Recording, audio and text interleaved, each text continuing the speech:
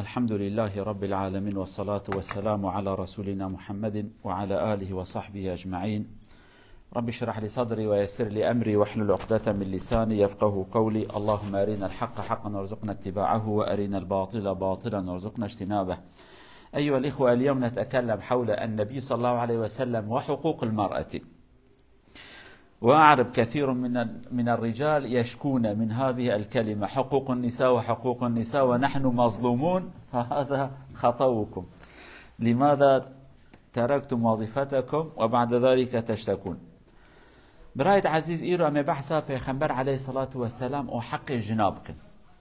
جن پیغمبر صلی الله علیه وسلم به چه شکلی تماشای جنا کریه؟ جن یعنی عفرت، جن چا تماشای وان کریه. حق و حقوقی که پیغمبر علیه الصلاة والسلام ترکیز لسری کریه، لسری سکنیه، گوتی اب حقی هانه لازمه اون آگهدار بن. و محقق قالك جبي صحبته جبي درسانه كيف خاش نبن وش خوند بجن ام مظلوم جن ظلم المتكن اجا چه حق جناه او جي كيمانيا ما قال ما ظلمتي اخو بكره ما ظلمتي اخو بكره جناجي جنيتي اخو بكره والحاصل اجا دنيا نافف كتي يعني. طبعا فلنعلم هذا غاية الإسلام وجميع الأديان السماوية حفظ حقوق الضعفاء والمساكين. هذا هو.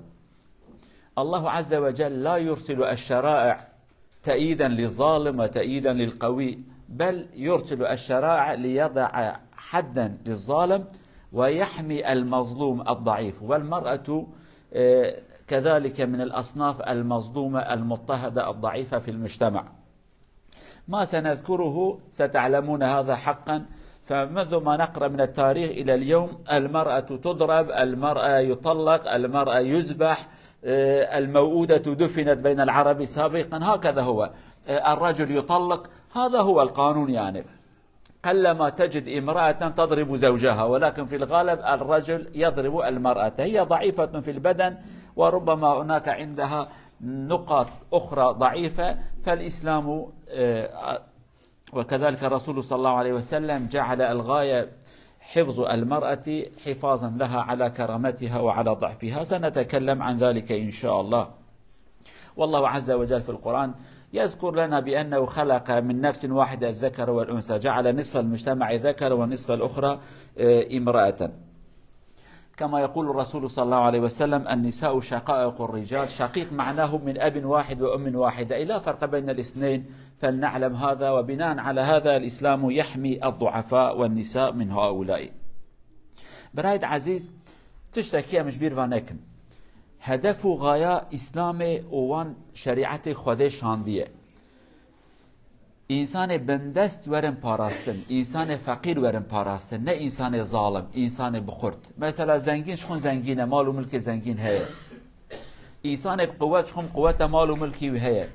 پیوست ناک هی اقرا بشترا بيجي كاس تب پاريزم شخون پاراستيه پري هيا، ظلامي هنا قوة وهيا، خدي حكمه.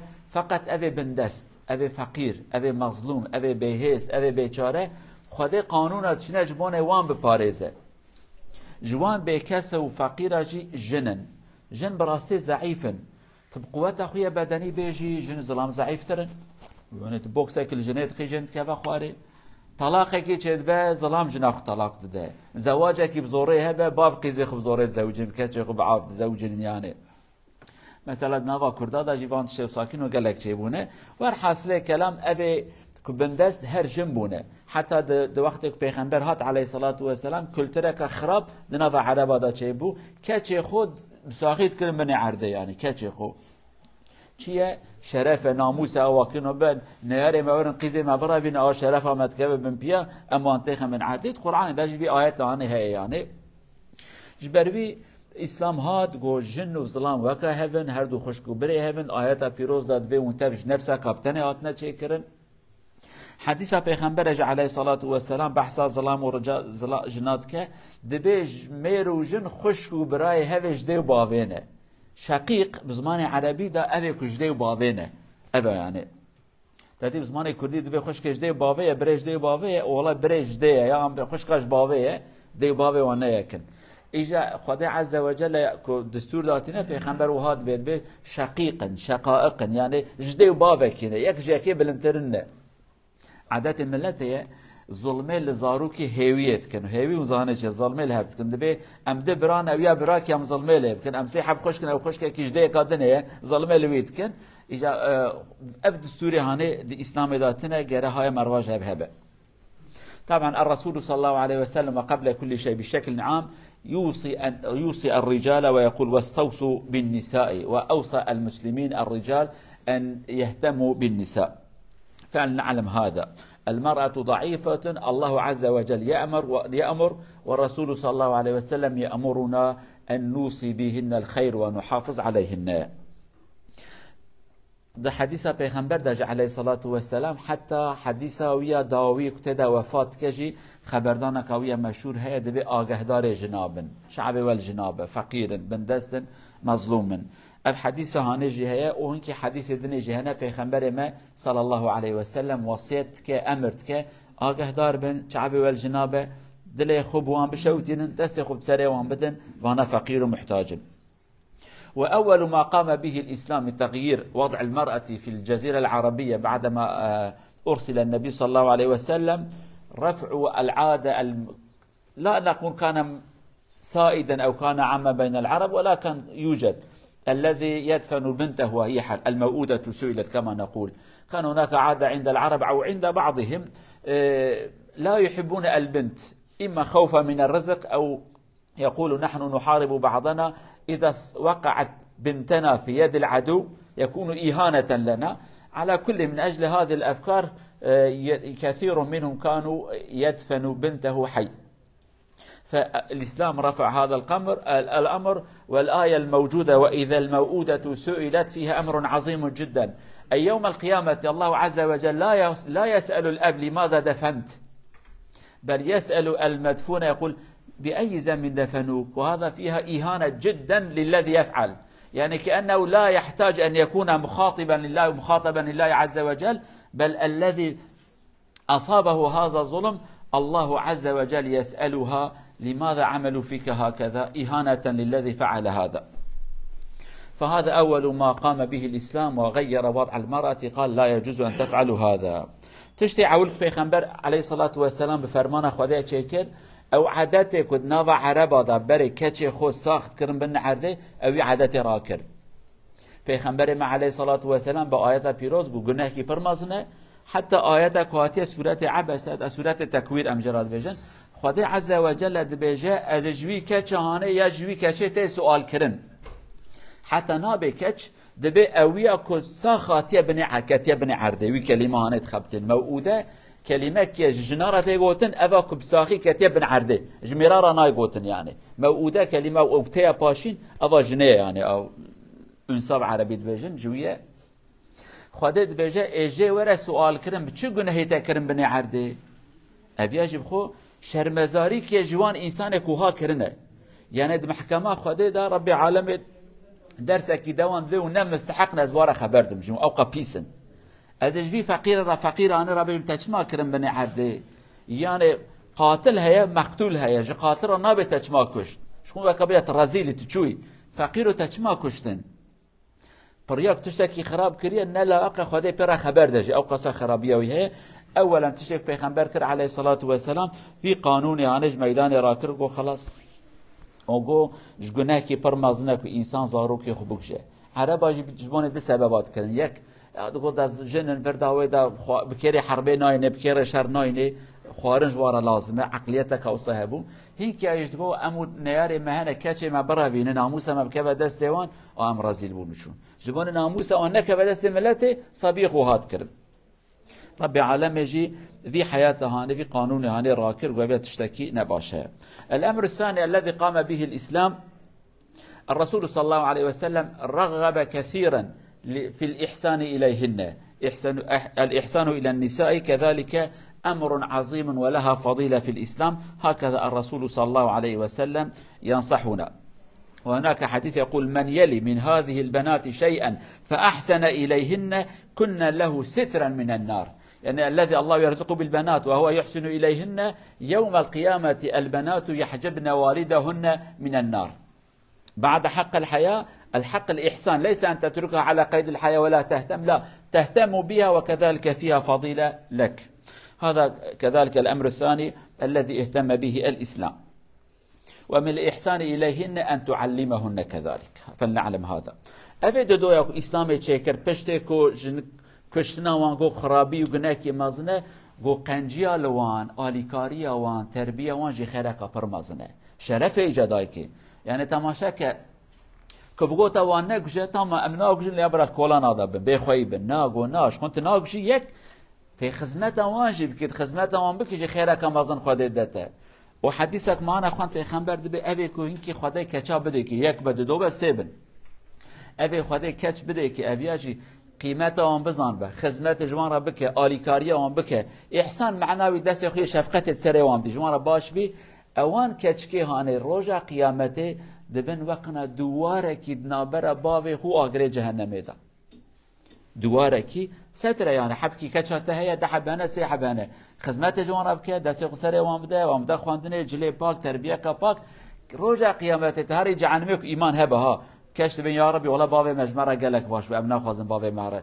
ظلام نوسان ظلام جعن وای کری فرهر کچک دبنا دل ما قطعنه که دبی یا ربی امنا خوازم باب مهره جهنمی ام خوازن ته باب ما خلاص بیا قصا کو تشتکی پر ابن پیغمبر علیه الصلاه و السلام سرویه سکنیه گوتی آگه دار بیابن وتربيته هنا كذلك. هناك حديث فوق الإحسان يقول أيما رجل أو أي رجل كانت عنده وليدة فعلمها فأحسن تعليمها وأدبها فأحسن تأديبها ثم اعتق وتزوج إذا كانت جارية فله أجران، إذا كانت جارية وإذا لم تكن جارية فله أجر كذلك. إذن الاهتمام بالتعليم كذلك أمر مهم في الإسلام.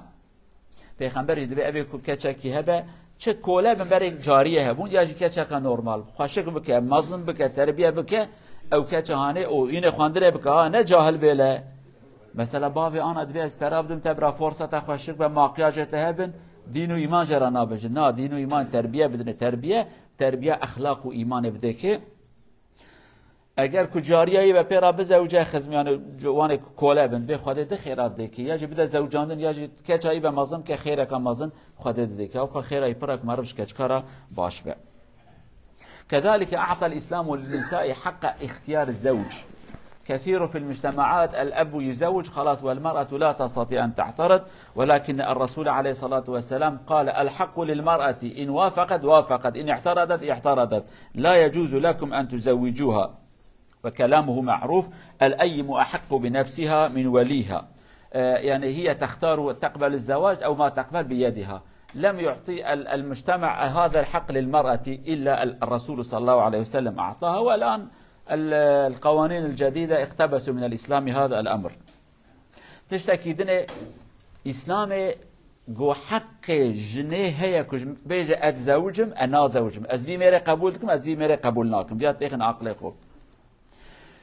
مثلا برای عادت کی نوا کرده ده هبو حتی گلک بابا ظلمش لکه چه خو کر ما بگوی خوشی بهیست جنه کی کو تقریبا چند مهبری رحمت کر عمری فقیر دبی باب مدایه که حتی مرمش مجموعی انسان حسنه کرد نت ظلامه کی باش بو فقط ببی وقت باب مبدا کوش که کیج مزواج پیرا قبول کرد او قصا جنب حیا بون بابش ظالم هبون يعني اجا پیغمبر علیه الصلاه و السلام دبي افتشتي هاني تنا جن بخازه بكيرا بزوجه يعني تشتيك مكري على قوج اسلام تنا بياش بيرانك يعني جار هي باب دا جنكو شانس خو ظلام دركتا الحمد لله تقول باش بو ظلامك خراب ونا حتى دمرجي فقيره ظلمي دكشان يعني اب ظلام يعني جي خراب بو فقط اسلامي وجنم دست خويات كرا قبول بكات كرا قبول نك.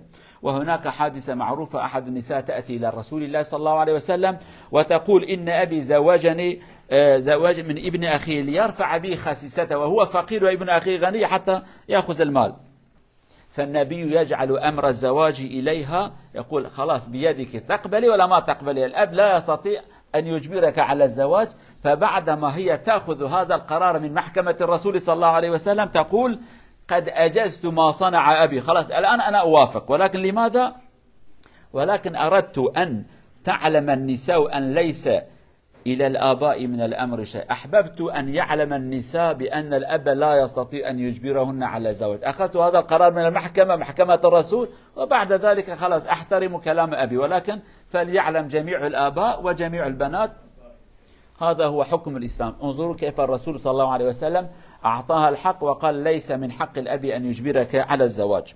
سر زواج تشتكي جوارا بيجم كيتي جنب پیغمبر عليه الصلاة والسلام دبي يا پیغمبر خدا ها دبي باب من دای لای بريخو لای بریویه پشکی بابم فقیرت بلا پریویشه هج بونه پشکی پرب کونجه بابا اج نخوازم پرب زوجم طبعا دبي بابت نکاره تبزوجینه بني قرار ده بابت نکاره تبزوجینه باند کرده بيت نکاره بی که چه بزوجینی دبي تمام یا رسول خدا از نازوجینه پشتک پیغمبر وی قرار داده محکمه ده که چک دبي از انا قبول کم پرب زوجم ایجاز قبول کم فقط دبي هدفها من او بو جن بزانبن جن باب نکارن کچه خوب زوره بزوجین اجبانی هاتم شکایت کرد هات محکمه جی قانون دامن تدي محکمه دا دبي امثال يعني محکمه کی قانون کی دا قانون سرتوه کی مسئله وکوان در باست بیانه دبي محکمه کی قانون گرت اف قانون قرار دامن محکمه کو حاکم جی پیغمبر علیه الصلاة والسلام باب نکارن کچه خوب زوره بزوجین قضیه چو بشته وصاد به انا استخوازم جام انا قبول كل لبر هر كاتش زانبن كباب نكاره برا احتراز بكن وهر باب برا بزانبن نكارن كاتش خوب زوره بدن زوجاندن بالعافيه بعربي بيج نكارن شقات تشتكي خوجنك بعقل في تشتهانه بيج پیغمبر عليه الصلاه والسلام. وامر اخر اعطى الاسلام الرسول صلى الله عليه وسلم للمراه حق الافتراق من زوجها ونحن نسمي هذا في الفقه الإسلامي خلعا لا نوصي بالنساء في هذا ولكن ربما المرأة تتزوج برجل في ظاهر الأمر الرجل مستور الحال محترم وهكذا ولكن بعد فترة هي تكتشف بأنه رجل سيء الخلق هي لا تحب أن تبقى معه فالإسلام الرجل إذا هو يكره المرأة يطلق. طيب المرأة كيف تعمل؟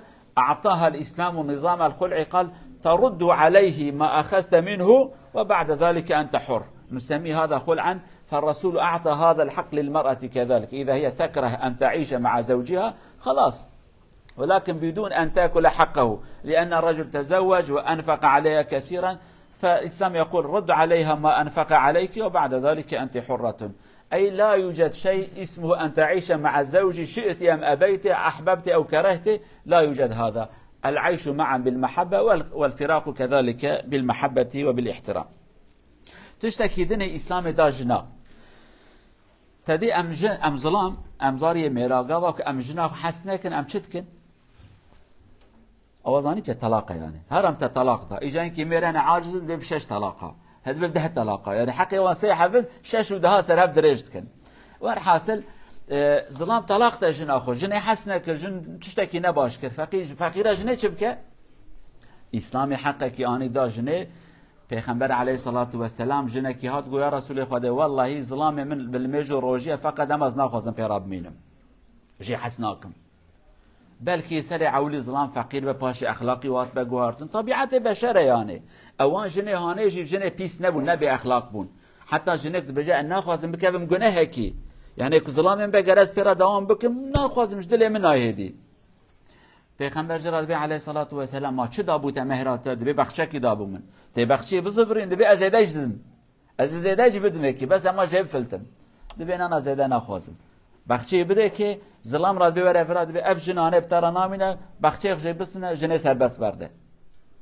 يعني تنكو تجنكي جم ظلامك بدي سكناندن جنك جي حسناك زحمت پیرا دنیا بلکه سری عولی پیرا زوجی ظلام نورمال و داوی اخلاقی واد گوارتن بشر کیج ما کم ملائکت مایه جان ام خراب باست من باشن خراب دبن يعني اسلام وی حقیانه اجدا جنه گو اگر تج ظلام خو عاجز بوی بيكت ظلام خو بکی او نا افترانك ظلمنك هر محکمه و راس خبر ده بيج حيره يا حاكم والله اف ظلام هانه اما هيدي جي حسناكم حس كرنا وجدلم دركت كرديت بحبا وجدلم دركت يعني جي حسناكم جي حسناكي سربستي بالشرط كنت افترانكي دروانكي حقي ويجي بدك يعني طبعا انك كديه تجارات فرجوي ظلام دستينه ظلام دين دستينه او تشي ساكنو خراب جي هنا لان بحثا وان باخلاق وان باك وان تميست كن يعني كذلك جعل الإسلام الإحسان إلى الزوجة كذلك صدقة، الذي ينفق على زوجته فله أجر وله ثواب،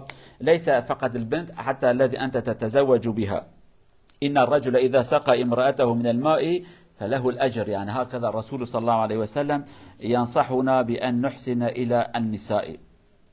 وهناك حديث يقول: اللهم إني أحرج أي أجعل الإثم على أحرج حق الضعيفين اليتيم والمرأة.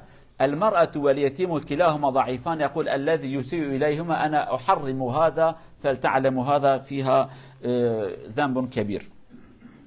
پیغمبر علیه الصلاة والسلام در حدیث خدایش بجا: یا ربی هر دو ضعیف که جنن، یک جوان جنه یک جی یتیم و سوینه، دبی اوی که دست خود ریجه وان بکه از زیاد گناه اعلان کم، اویا حرامی که از اعلان کم بر هر کس بزن به دست خود ریجه وان هر دو انسان هانه نکن.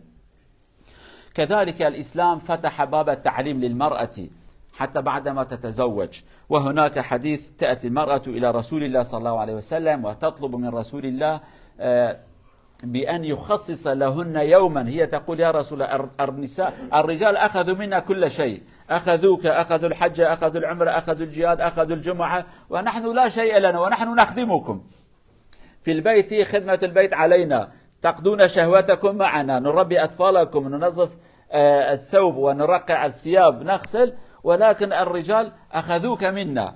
فالنبي صلى الله عليه وسلم يقول: هل رأيتم امرأة تخطب هكذا تقول مثل هذا الكلام؟ فهي معروفة بخطيبة النساء. على كل النبي صلى الله عليه وسلم يبشرها، يقول: نعم الرجال يفعلون هذا، وفي مقابل إذا أنتم أحسنتم التبعل أن يكون المرأة في طاعة زوجها بالإحسان والمعروف مقابل كل ما يقوم به الرجال. الرجل يذهب إلى الحج، يذهب إلى الجهاد، يعمل، وفي المقابل المرأة تكون محترمة في المنزل مع زوجها يقابل كل هذا، فهي تفرح كثيرا وتقول: الله أكبر، يكفينا هذا. فإذا كان في المقابل حسن تبعل المرأة يقابل جهاد الرجل فهذا يكفينا. والنبي صلى الله عليه وسلم يخصص للنساء يوما يذهب إليهن ويعلمهن. هكذا الإسلام يهتم بتعليم النساء. إسلام تشتكي دي دا جنا إيروجل جمان نينش ورا بيجم أوج عيبا كما يقالك مازنه. دو وقت پیغمبر دا جنکی چجن پیغمبر دبیا پیغمبر خوده او جنکی درشت که د تاریخ اسلام دا دبیجن جنا کوبیا خطیب اوی خطبات خوینه جنا خطبه بیجا جنا بنا به جنات یعنی ها بردف که جنا بر یعنی سوزجی جنا پریا خوشی خبر ده دبیا پیغمبر خوده مجی و کامرا امام تانی اره دبی مجد یقین قبول کر لی دبی اون مرد هاب سرمدانه تشتي برزدانه ونشن جهادي امناچن ونشن جمعيه امناچن ونشن حج وعمره امناچن امد مال دانه زاروك يمزت كل مال و پاک كنجلي ود شون شهوات اخذ بتد مال ده خلاص كن انا مجني وي حلالينه وظلامتش دست مسانديش پیغمبر از بيت چشكي دست مدانه ما چش مره هي پیغمبر وقت بیاد بجا صحابیات زبرت و قدیتی جنکی او خوش خبر ده يعني دبي والله ما تخمينات که جنکی او خوش خبر ده و بدلیل و بعقل و بزانبون يعني پیغمبر یک کلمه کی جرات بیجه دبی جنکی گاوا کو جنات جنتیکا پاک یعنی به خانما ظلام خوب شکل کی خوش لمقابل تفک تشت ظلامه یعنی ظلام چه جهاد ته کشتن بریندارد به زرارت نه جنکی دمال دا خانمتیکا پاک ظلام خراب که وک جهاده او قصبسه دبی کیفا ویژن کته کیفا ویته اوسا کیفت که دفریانش کیفا یعنی وان تشتا تف خودت دمج بس ام تشتکی بکن به من خانم و خاتون ماله جمرة بس يعني أو قصة كيف أبان جنيهانته عيني جنساتنش بيخمبر أدبين أم تخازن تشتكي إسلامي فهم بكن بيخمبر خطبايش دا درساتا قالوا جناش خواروكي ديار بكن لكد خازن أزوارم لوي درسة كي بدم وحفته دا روكي جنارايا جني ما أنا تن أنا حفته دا روكي خانا وخدا توب تبن نزات شدكن أما كاسكي حفته دا روكي ديني خده هي نابا يعني جناهات بيخمبر بازار كر وبازار حق تخازن ورد درسكش مرة يبدأ إسلامي فهم بكن جنبي وقته وهاون جن أنا حفته داروكي نظام هرم موسيقي نظام هرم جوفندي هرم بياسي هرم سينماي جنبي وقته قلت نعم تخاصني إسلامي فير ببن يعني تشقى فرقة كم أظن رب عالم سلامتي يبدأ إن شاء الله.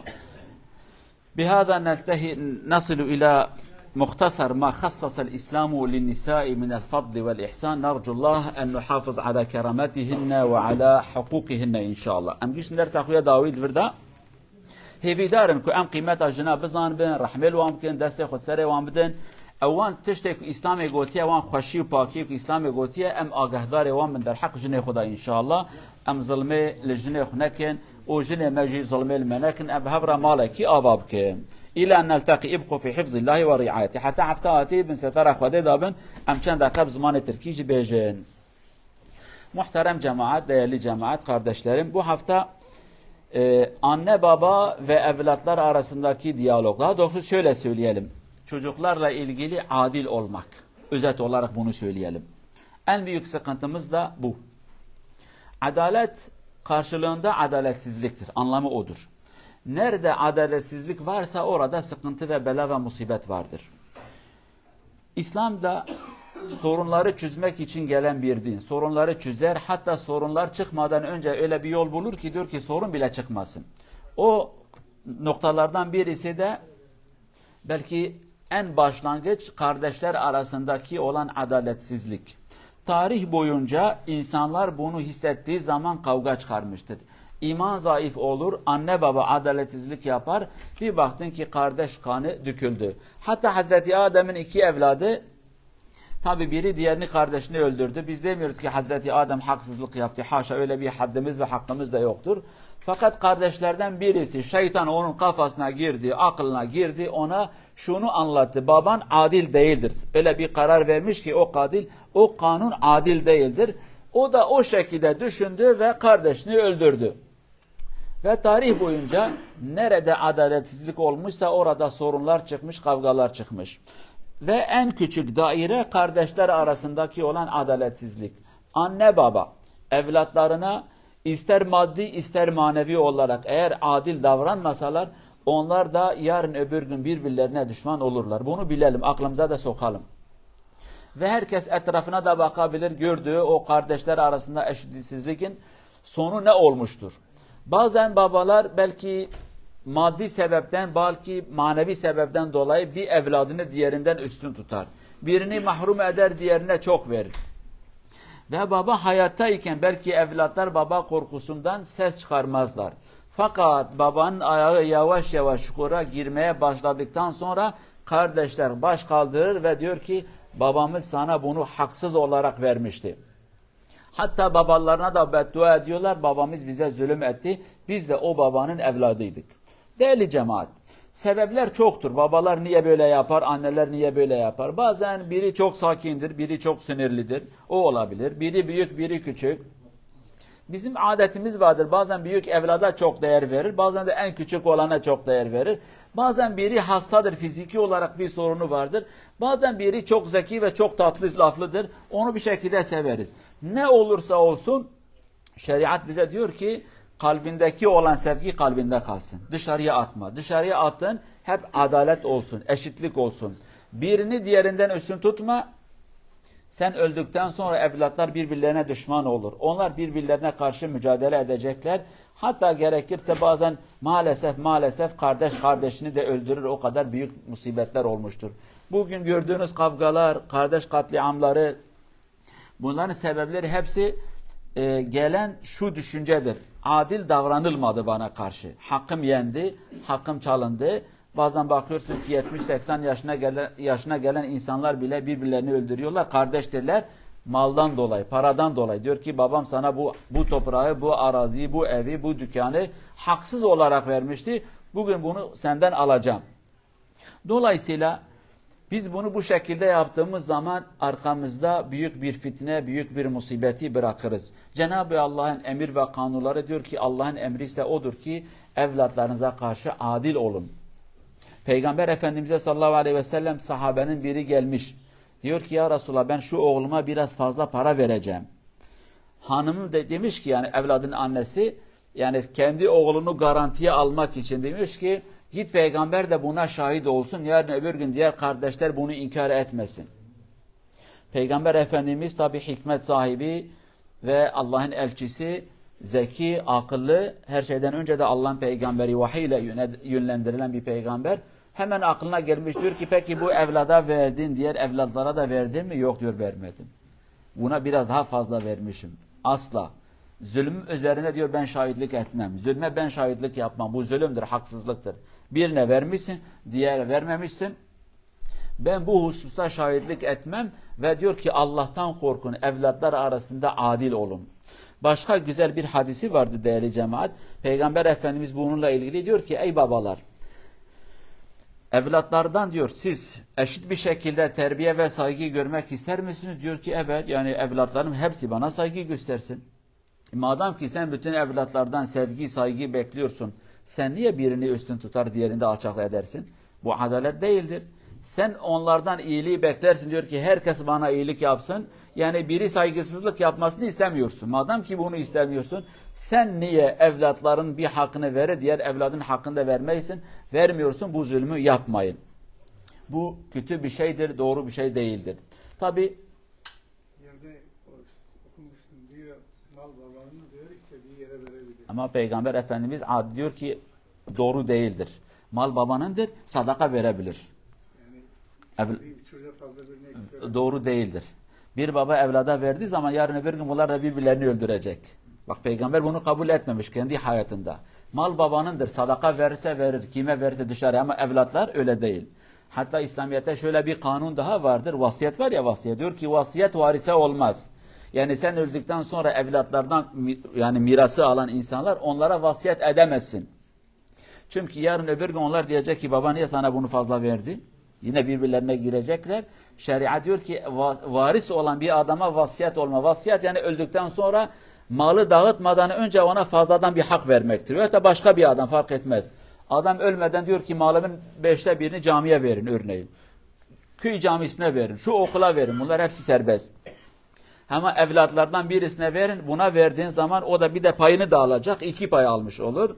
Diğerleri bunu kabul etmez. Fitne olmasın diye şeriat bunun kapısını kapatmış yani. Mal verebilir ama evlatlar arasında düşmanlık yapmamak şartıyla yani. Dolayısıyla bunu iyi bir şekilde bilelim. Bazen mesela babalar ne hata eder? 2 sefer evleniyorlar. Bir hanım ölmüş veya da ikinci hanım getirdi, diğeri ölmeden. Yeni gelen hanım her zaman tatlıdır. Bilmiyorum artık, yeniler tatlıdır sürekli. Yeni hanım tatlı olduğu için de bir şekilde adamın aklına girer, büyük hanımın evlatları mahrum kalır, zulüm görürler, haksızlığa uğruyorlar. Zavallı bunlar da bu sefer baba da hayatta edepten dolayı ses çıkarmıyorlar. İşte şeriat diyor ki ey babalar, edep medebi bir tarafa bırakın, Allah'tan korkun, bu zulümdür, bu haksızlıktır, bunu yapmayın. Cenab-ı Allah bizi evlatlarına karşı adil olan babalardan eylesin inşallah, evlatlarımızı da salih olan insanlardan eylesin. Allah'a emanet olun. Vesselamu aleyküm ve rahmetullahi ve berekatuhu.